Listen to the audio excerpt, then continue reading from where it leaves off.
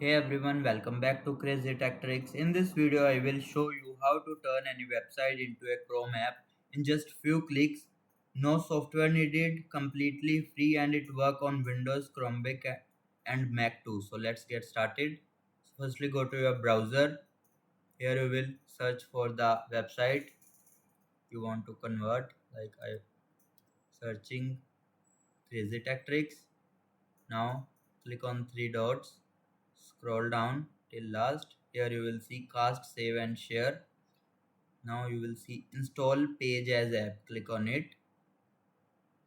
and you will see install page this as an app. Then click on install and instantly you will see it will be installed as an app or saved on your desktop also.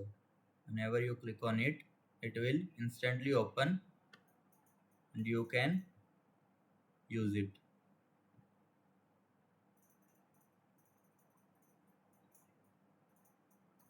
It's simple, right?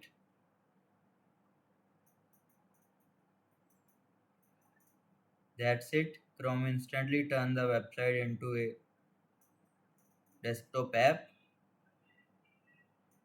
and that's how you can turn any website into a Chrome app in seconds.